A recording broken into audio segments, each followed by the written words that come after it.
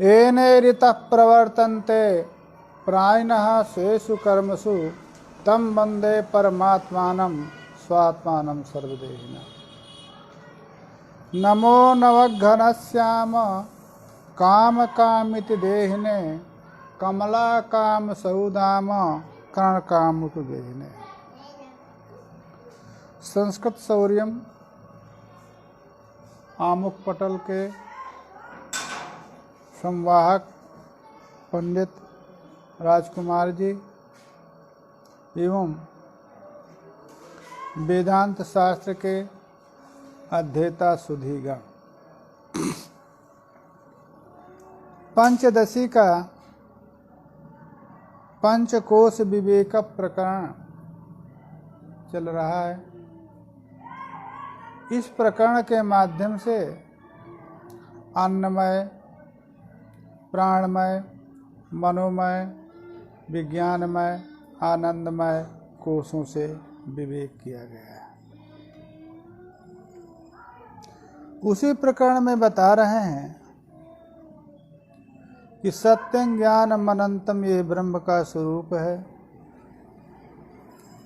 और वो स्वरूप ब्रह्म जो सदरूप, ज्ञान रूप, चिद रूप, अपरिच्छिन्न रूप जो ब्रह्म है, वो उपाधि बसात अविद्या अंतःकरण उपाधि बसात जीवत्व और ईश्वरत्व को प्राप्त होता है, ये बताया गया। तथा वो जो चिद रूप ब्रह्म में जीवत्व और ईश्वरत्व की आधायक शक्ति है, उस शक्ति का स्वरूप बताया। अस्ति काचित सर्ववस्तु नियामिका ऐश्वरी शक्ति। ईश्वर संबंधी, ईश्वर उपाधितया ईश्वर संबंधी शक्ति विशेष है जो सभी वस्तुओं की नियामिका है। गंध पृथ्वी में ही है, उष्णता बन्ही में ही है, स्नेह जल में ही है। यह नियामक, इसका नियमन एक शक्ति विशेष के द्वारा होता है जो ईश्वर की शक्ति है। वो आनंदमय जो आत्म तत्व है, वो आनंदमय आत्म तत्व से लेकर के सकल वस्तुओं में कूट है। अथवा आनंदमय जो कोश है, उस आनंदमय कोश से लेकर के और अन्नमय कोश पर्यंत सर्वत्र नियत है। तो पृथ्व्यादि नियम्य वस्तुओं की नियामन करने वाली जो शक्ति है वो कहाँ है? आनंदमय आदि ब्रह्मांड में सर्वत्र में वस्तु है, यह कहा गया था। अब वो शक्ति का क्या स्वरूप है? वो शक्ति सद विलक्षण है, अतः उससे नियमित जो वस्तुओं के धर्म हैं वो भी अनियमित हैं। यही यहाँ से पाठ प्रारंभ था। वस्तु धर्माः नियमेरन शक्त्या नैव यदा तदा अन्योन धर्म सांकार्यात विप्लवेद जगत खलु। क्यों इस वस्तु के धर्मों का नियमन शक्ति के द्वारा क्यों मानना? क्यों ऐसा स्वीकार किया जाता है कि वस्तु के धर्म शक्ति के द्वारा नियमित है? उसका समाधान इस कारिका के माध्यम से कहा। शक्त्या यदि यदा वस्तु धर्माः नैव नियमेरन, शक्ति के द्वारा वस्तु जो धर्म हैं, जो वस्तु धर्म है, गुणादि हैं, उनका यदि नियमन ना हो तो पृथिव्यादि का जो काठिन्य द्रवत्वादि जो धर्म है, काठिन्य है, द्रवत्व है, ये धर्म एवं आकाश का शब्द मात्र धर्म है, वायु का शब्द स्पर्श धर्म है, तेज का शब्द स्पर्श रूप धर्म है और जल का शब्द स्पर्श रूप रस गंध रूप रस धर्म है, पृथ्वी का शब्द स्पर्श रूप रस गंध ये जो धर्म है, इनका यदि नियमन नहीं होगा तो धर्मों का यदि नियमन नहीं होगा तो अन्योन्य संक्रमण हो जाएंगे, अन्योन्य संक्रमण हो जाएंगे, मिश्रित हो जाएंगे, एकत्र व्यवस्थापित नहीं होंगे। तो एकत्र व्यवस्थापित न होने का ये जो जगत है, ये जो प्रपंच है, इसका विप्लव हो जाएगा, अनियंत्रित हो जाएगा, अनियत व्यवहार हो जाएगा। अनियत व्यवहार होने का जगत का स्वरूप ही खंडित हो जाएगा। इसलिए वस्तु की नियामक शक्ति मानना आवश्यक है। वो जो वस्तु की नियामिका शक्ति है वो चिच्छाया विशतः शक्ति चेतन एव विभाति सा तद शक्ति उपाधि संयोगात् ब्रह्मैव ईश्वरतां विजेता। वो जो शक्ति है वो वस्तुतः जड़ स्वभाव है, परंतु चित छाया, चित चेतन ब्रह्म, उसका जो छाया प्रतिबिंब,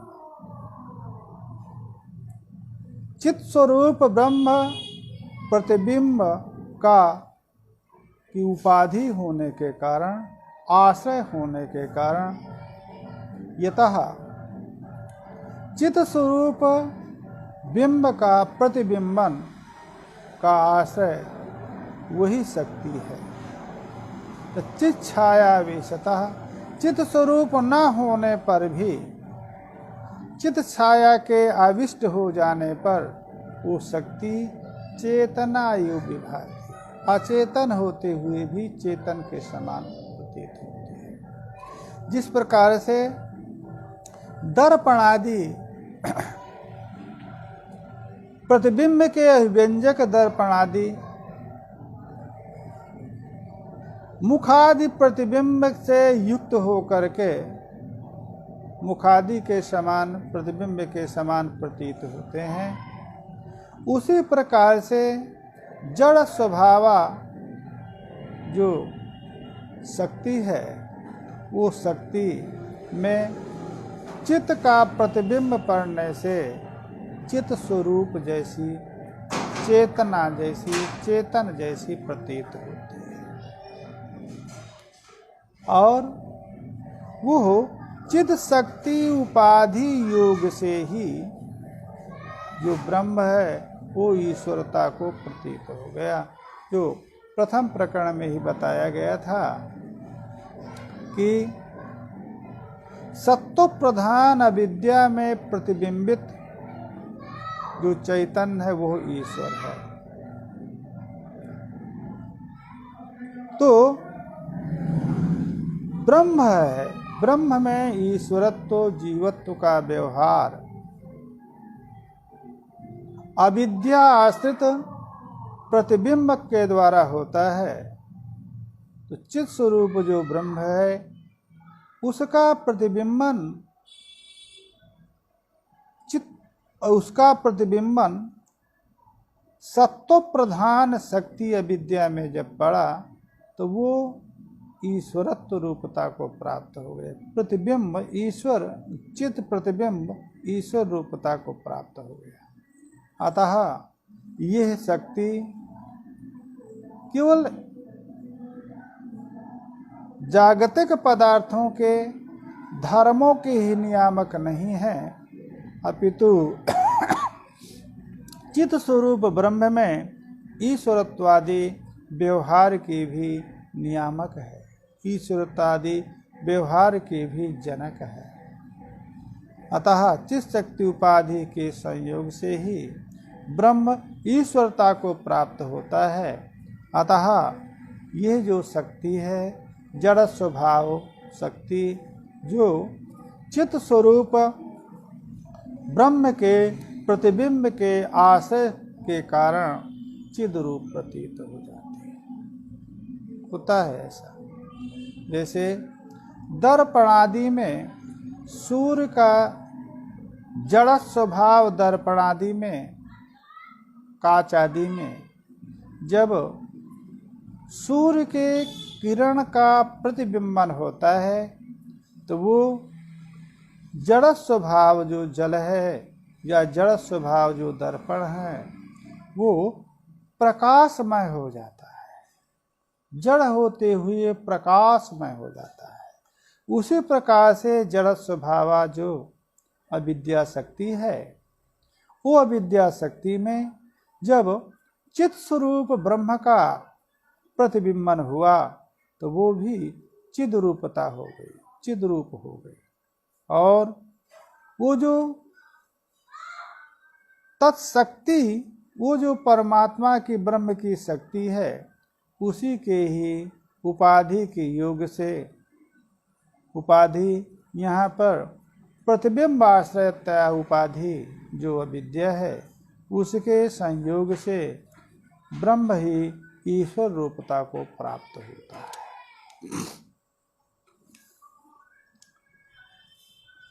कोशोपाधि विवक्षायाम याति ब्रह्मैव जीवताम पिता पितामहश्चैकः पुत्र पौत्रो यथापति।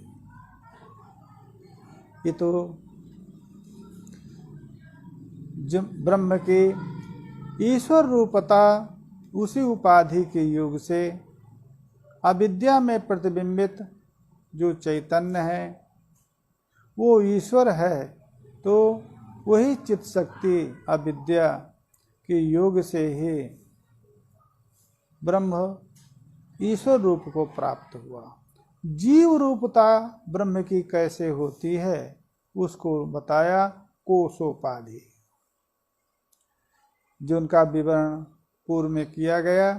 अन्नमय, प्राणमय, मनोमय, विज्ञानमय और आनंदमय, ये जो कोश हैं, उन कोशोपाधितया, कोशों से उपहिततया जो ब्रह्म है वही जीव रूप को प्राप्त होता है।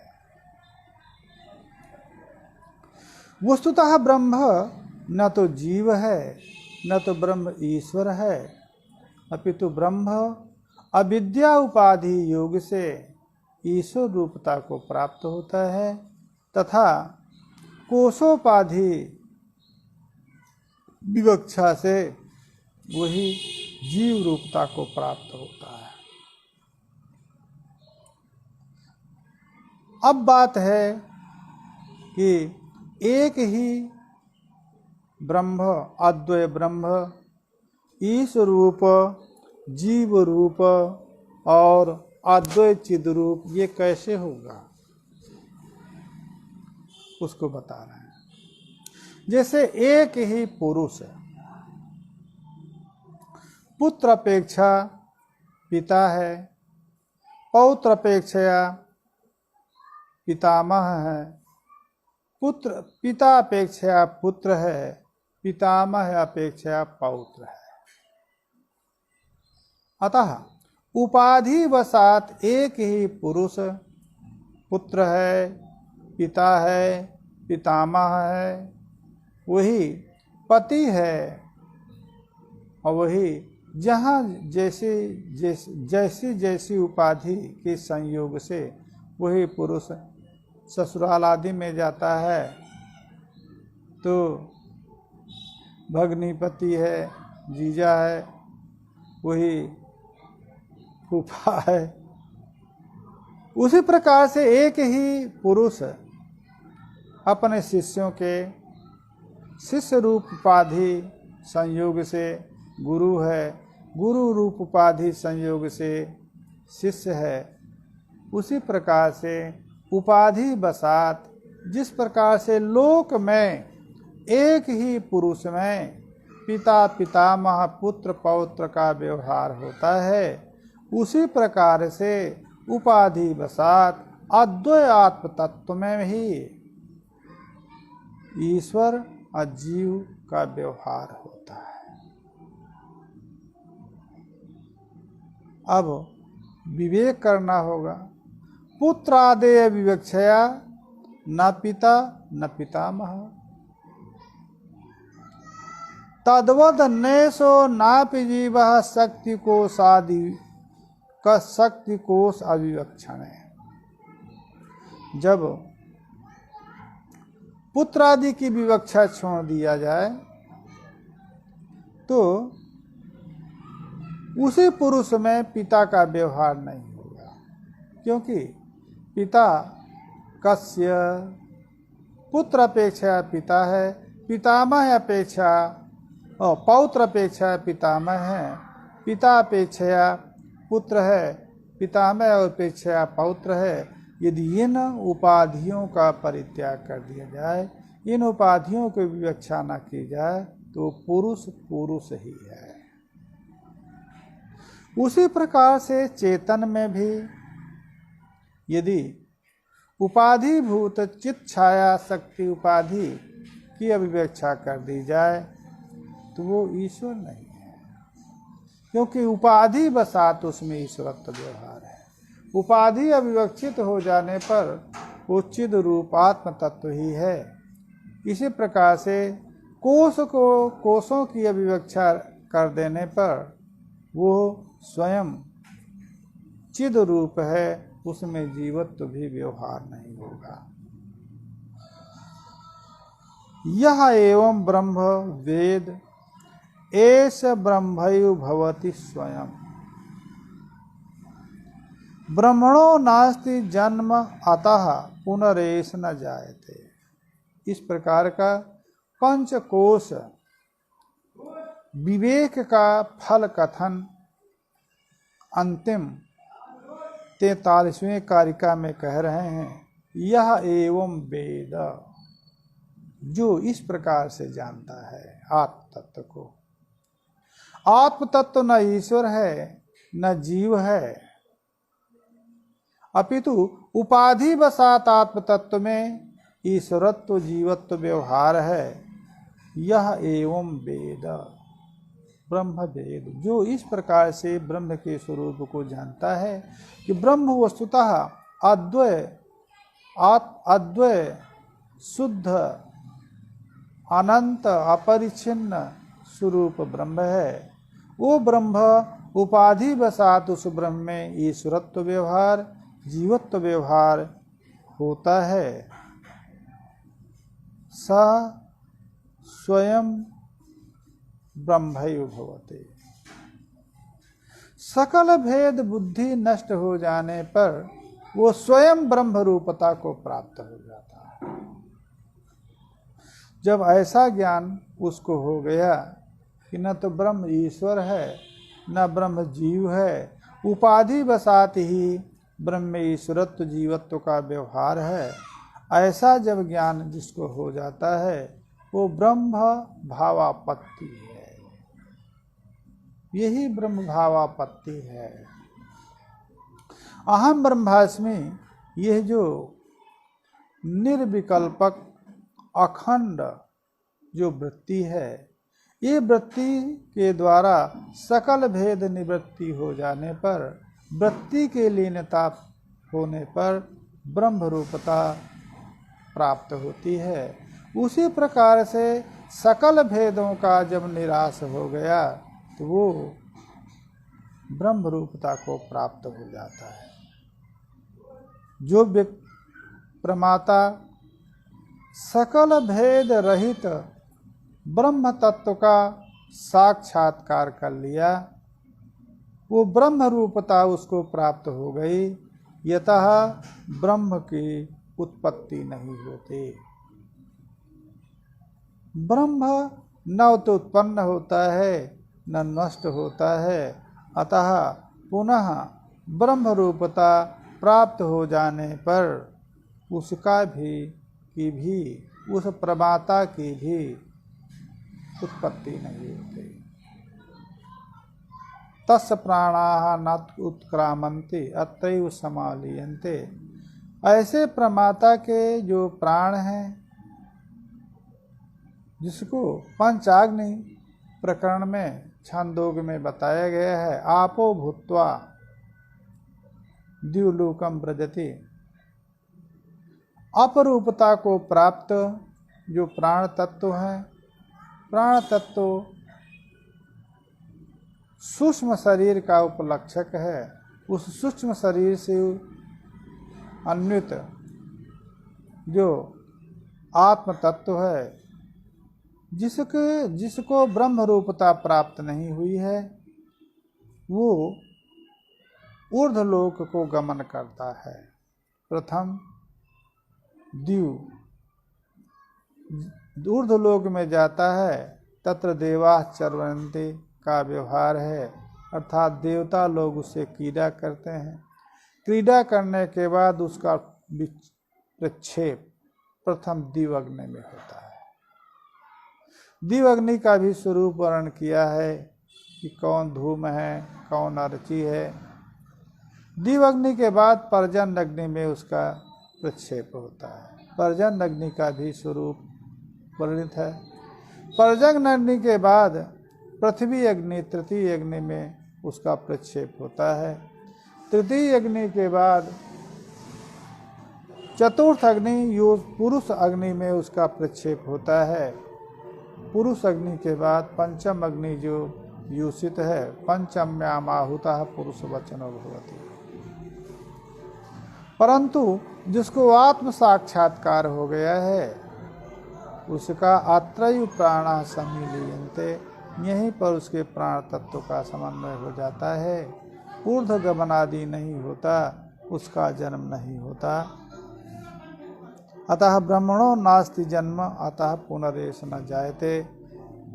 जिसको ब्रह्म रूपा प्राप्ति, स्वस्वरूपा वाप्ति प्राप्त हो चुकी है, वो पुनः यतः स्वस्वरूप जो आत्म तत्व है, उसका जन्म नहीं होता, तो उसका भी जन्म नहीं होता।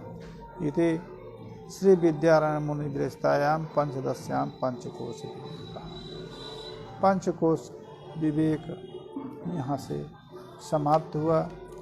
अब द्वितीय प्रकरण है द्वैत विवेक प्रकरण। यहाँ पर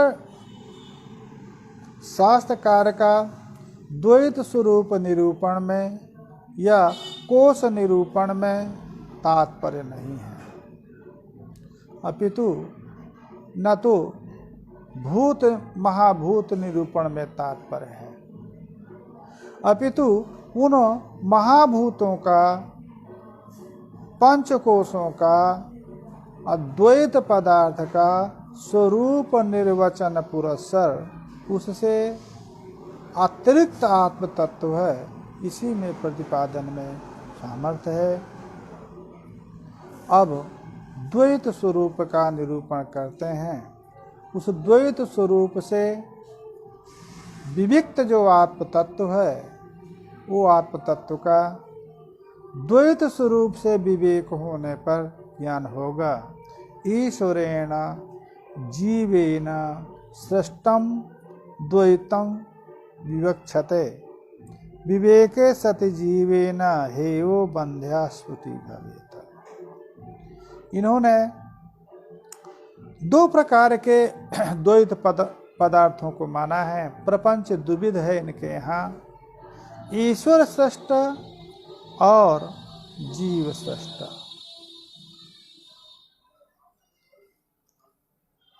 तो ईश्वरेणापि जीवेन सृष्टम द्वैतम विवक्षते, उनका विवेक कर रहे हैं। क्यों विवेक कर रहे हैं? कहा विवेके सति ईश्वर सृष्ट जीव सृष्ट जो द्वैत है, उसका विवेक हो जाने पर हेवो जीवेन बंधः जीवेन हेयः बंधः स्फुटी भवे। जीव के द्वारा त्याज्य जो बंध है उसका स्पष्टीकरण होगा। जीवेन बंधः कथं त्यज्यते, कथं बंधः हेयः त्याज्यः जीवेन इति ईश्वर सृष्ट जीव सृष्ट द्वैत विवेके नैव भविष्यति। ईश्वर सृष्ट जीव सृष्ट दो प्रकार के द्वैत हैं। उन द्वैतों का विवेक सदरूपात्म तत्व से हो जाने पर जीव के द्वारा त्याज्य जो बंध है उसका स्पष्टीकरण हो जाता है कि वो बंध कैसा है। क्रमेण विवेचन कर रहे हैं। मायांतु प्रकृतिम विद्यात् मायनन्तु महेश्वरम सा मायी सृजति इत्याहु श्वेताश्वेतर साखिनः। श्वेताश्वेतर उपनिषद में यह बात कहा है। मायांतु प्रकृतिम विद्यात् मायामेव प्रकृतिम जानीयात्। माया को प्रकृति जानो। और जो जिस अधीन माया है उस मायावी को ही परमेश्वर मानो। वही परमेश्वर है। यद आश्रित यद नियंत्रित माया है वो परमेश्वर है और जो माया है वही प्रकृति है। इसी श्रुति को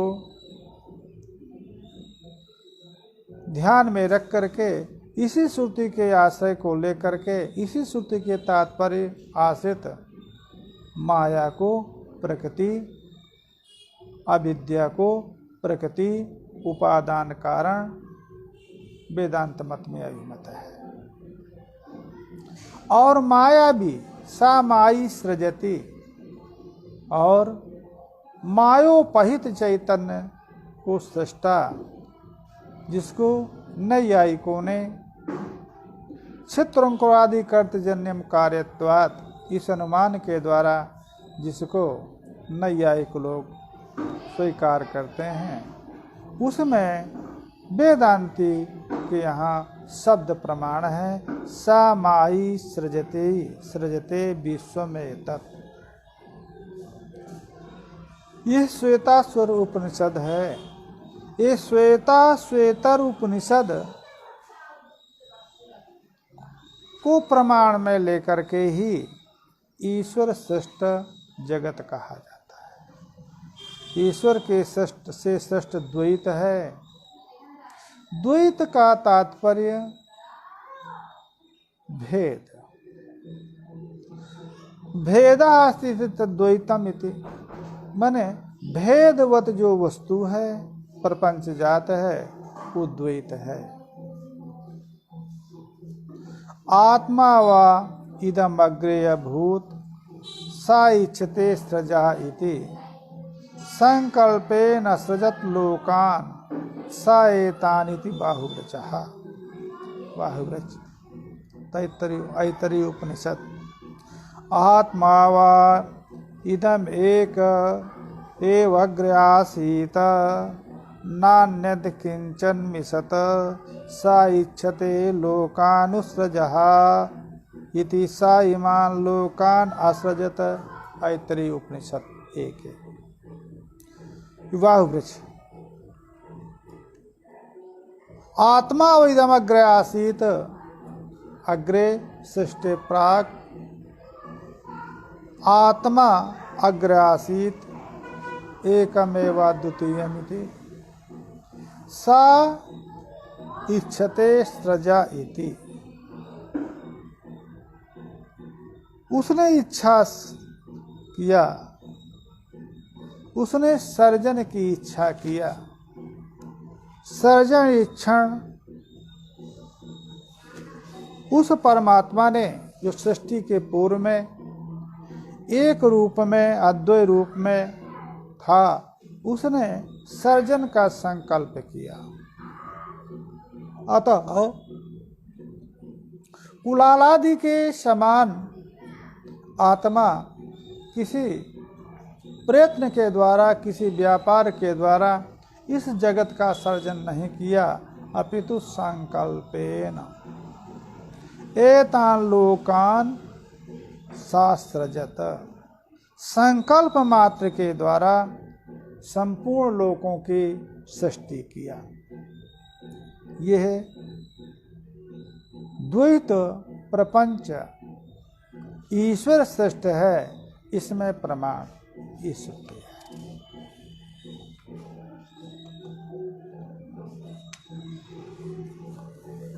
क्रम से उत्पत्ति बता रहे हैं। जैसे जैसे उसने संकल्प किया, तस्माद् वै तस्मादात्मना आकाशः सम्भूताकाशाद् वायुः वायुरग्निः अग्निरापः आदिभ्यः पृथिवी। खम वायु अग्नि जल उर्वी औषधि अन्नदेहाक्रमाद् अमी सम्भूतः ब्रह्मणस्तस्माद् एतस्मादात्मनोऽखिलः। क्रमेण खम आकाशम वायु अग्नि जल उर्वी पृथ्वी। पृथ्वी के उत्तर काल में औषधि अन्न, अन्न औषधि के उत्तर काल में देह है। ये जो अन्नमय शरीर है, इनकी उत्पत्ति हुई। संभूता ब्रह्मणा तस्मादेशत्मात् आत्मनः अखिलाः संभूताः। उसी ब्रह्म से तस्मादात्मनः आकाशः संभूतः। तो सत्यम ज्ञानम अनंतम ब्रह्म, ये तैत्तिरीय उपनिषद में तरति शोकम आत्मवित्, यहाँ से उपक्रम हुआ। शोक का तरण आत्मवित् को होता है। आत्मवित् शोक से पार हो जाता है, शोक रूप विद्या को पार करता है।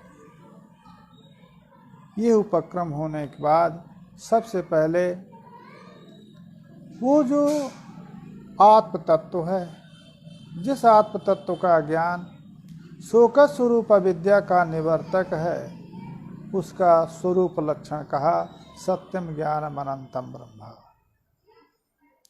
इसके उत्तर काल में तस्माद् वै तस्मादात्मनः आकाशः सम्भूतः अन्नात् पुरुषः, आकाशः सम्भूतः का आकाशाद वायु पृथ्वी इत्यादि पर्यंत कहने के बाद फिर उत्तर में कहते हैं अन्नात् पुरुषः।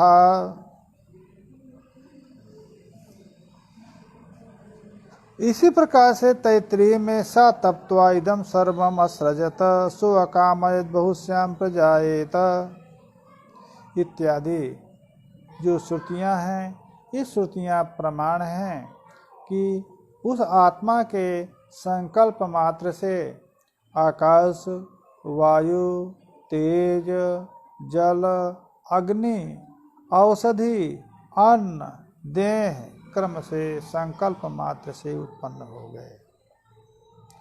बहुश्याम अहमेवतः प्रजायेति कामतः तपस्तत्त्वा सर्वं जगदित्याह तैत्तिरीः। उसी तैत्तिरीय उपनिषद में द्वितीय अध्याय में आया है सो अकामयत् बहुश्याम प्रजायेय सा श्यामहमेवतः प्रजाये कामतः। उसने कामना किया, संकल्प किया कि मैं बहु रूपों में, बहुत नाम रूपात्मकता में प्रकट हो जाऊं। ऐसा जब संकल्प किया तपस्तप्त्वा तप किया और तप करके सर्वम जगत, इस संपूर्ण जगत को असृजत सृष्टि किया। इसी प्रकार से छांदोग्योपनिषद में भी सभी जो सृष्टि प्रतिपादक जो उपनिषद हैं उन सभी उपनिषदों को क्रमेण दृष्टांत दे रहे हैं। सदैव सोमिदम अग्रे आसीत् एकमेव द्वितीयं तदैच्छते को हम बहुश्याम प्रजाएय, उसको उस छांदोग्योपनिषद के सृष्टि संकल्प का द्योतक छठवीं कारिका है। इदम अग्रे सदैवासीत बहुत्वा तदैच्छत तेजो अप अंड जादीति ससर्जसा सामगाः। साम उपनिषद का जो साम वेद का जो उपनिषद छांदोग है, उस छांदोग में भी 3 की सृष्टि की है। तेज, जल और पृथ्वी 3 की सृष्टि माना है और उनका त्रिविधकरण भी किया है। वही त्रिविधकरण जहाँ 5 भूतों की उत्पत्ति है, वो पंचीकरण का उपलक्षण माना जाता है। वहां पर भी सदैव सोमिदम अग्रे आसीत, इदम अग्रे सदैव आसीत एकमेवा द्वितीयं स्वसजाति विजाति स्वगत भेद शून्यम सदस्वरूपम आत्मतत्वमेव सृष्टि प्राक आसीत। सृष्टि के पूर्व में सुसजाति विजाति स्वगत भेद शून्य का अभाव हो सकता है, कहे नहीं, सत वही सत था और उस सत ने ही तदैच्छत बहुश्याम प्रजाएय तत्तेजो असृजत। तदैच्छत तेजः अप अन्न पदम अत्र पृथ्वी, पृथिव्याः उपलक्षकम, अन्न पद से यहाँ पर पृथ्वी लेंगे क्योंकि तेज के बाद जल, जल के बाद पृथ्वी और पृथ्वी के द्वारा बाद जो ब्रह्मांड है, ये ब्रह्मांड का सर्जन किया। ये हुआ। इसी प्रकार से मुंडकोपनिषद में भी सृष्टि के क्रम में बताया गया है। विस्फुलिंगाः यथा वह्ने जायन्ते अक्षरस्तथा विविधास्तिजड़ा भावाः अथर्विकाश्रुति। अथर्ववेद का जो उपनिषद मुंडकोपनिषद है, वहाँ पर तदेतद सत्यम यथा सुदीप्तात् पावकात् विस्फुलिंगाः सहसा प्रभवन्ते स्वरूपाः तथा अक्षरादि विविधा सौम्य भावा प्रजायन्ते तत्रैव अपीयन्ति।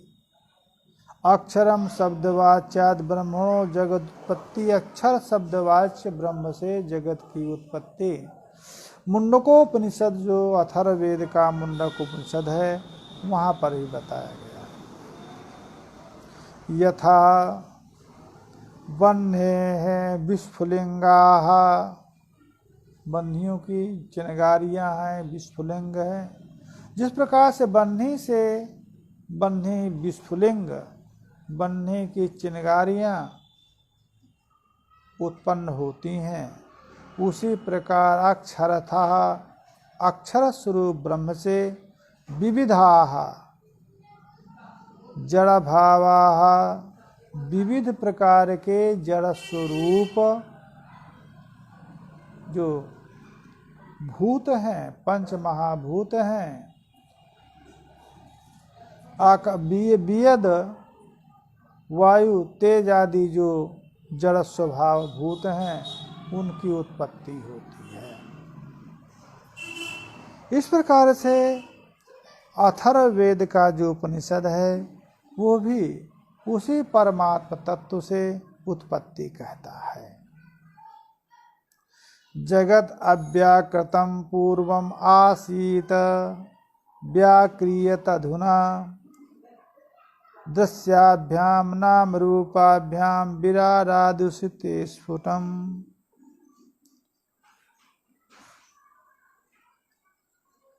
विराड मरु नरागावा खरा स्वास्य तथा पिपीलिका अवधि द्वंद्वमिति वाजसने कहा। वाजसने शाखा का जो उपनिषद बृहदारण्यक उपनिषद है तद्धेतम तरहि व्याकृतम आसीत नाम रूपाभ्यामेव व्याक्रियत असो नाम अयम इदम रूप इति तदप्यपेतरहि।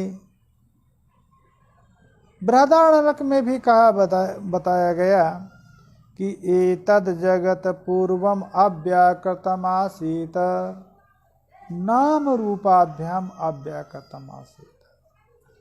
सृष्टि के पूर्व यह जो जगत है ये नाम संज्ञा रूप और आकृति से व्याकृत वितीर्ण नहीं था, अव्याकृत था। फिर अधुना व्याक्रियत उस अव्याकृत जगत के नाम रूपात्मना व्याकृति परमात्मा के द्वारा हुई। तो दृश्य जो नाम और रूप हैं इनके द्वारा विरारादिसुते स्फुटम जो तेचा विराडादय आत्मैवाग्रासीत इत्यादि आत्मैवाग्रासीत पुरुष विधा। पुरुष रूपता जो आत्मा की हुई उसको विशेषण राजते थी विराट। विशेष प्रकाश स्वरूप होने का विराट पुरुष कहा गया। एवमेव यजम किंच मिथुनादि। और इसके बाद सबसे पहले विराट पुरुष की उत्पत्ति हुई। विराट पुरुष की उत्पत्ति के उत्तर में मैथुना प्रलिकाभ्यास तत्सर्वम असृजत। मैथुनिक सृष्टि पिपलादि पिपीलिका पर्यंत चींटी पर्यंत उसके उत्तर में मैथुनी सृष्टि हुई। विराट मनुर नराहा विराट पुरुष की उत्पत्ति हुई। मनु शतरूपा की उत्पत्ति हुई। फिर मैथुन सृष्टि प्रारंभ हुई। नर गौ खर अश्व अज अब बकरी मेढ़ तथा पिपीलिकावधि द्वंद्व। पिपीलिका अवधिक जो मिथुन सृष्टि है वो पैदा हुई। ऐसा वाजसनेय बृहदारण्यक उपनिषद कहता है। इसके उत्तर काल में उनकी का लय भी उसी में जिस क्रम से उत्पत्ति है उसी क्रम से उनका लय भी है। कृत्वा रूपांतरम जैवम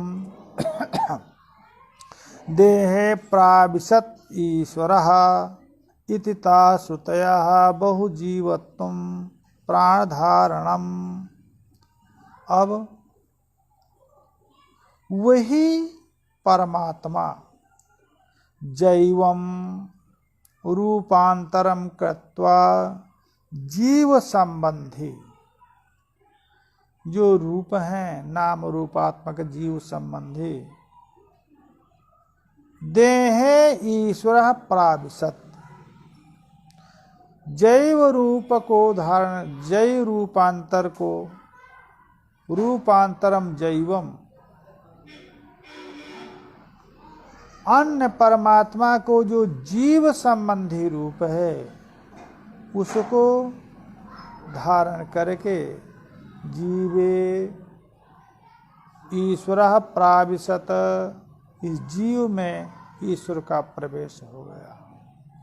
इति ता श्रुतयः, इस प्रकार की वो श्रुतियां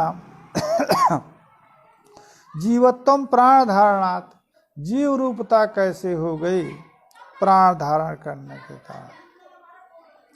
प्राण धारणात् जीव रूपता, प्राण संबंधिता हो जाने पर, कोश संबंधिता उस परमात्मा की, प्राण कोश संबंधिता उस आत्मा की हो जाने पर वो आत्मा की जीव रूपता हो गई।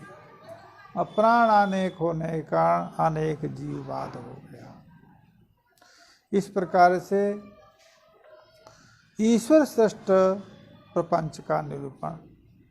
चैतन्यम यदधिष्ठानम लिंग देहस्य च यह पुनः चिच्छाया लिंग देहस्ता तत्संगो जीव उच्यते।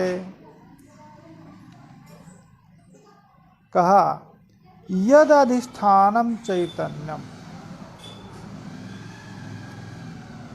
यश्च लिंग देह पुनः चिच्छाया लिंग देहस्तः तत्संगो जीव उच्यते। जो अधिष्ठान भूत है चैतन्य, जो लिंग देह है, जो सूक्ष्म शरीर है, यह पुनः अचित छाया, चित स्वरूप जो आत्मा है उसकी जो छाया वो लिंग देहस्था तत्संगो जीव। कहना चाह रहे हैं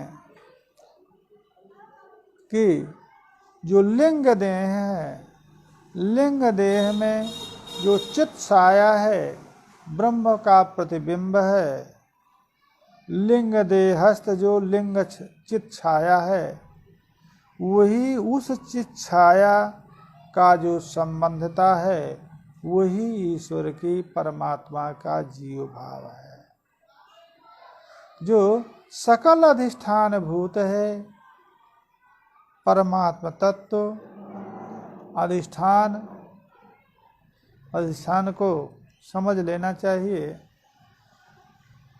लोक में अधिष्ठान शब्द का आधारतया प्रयोग होता है,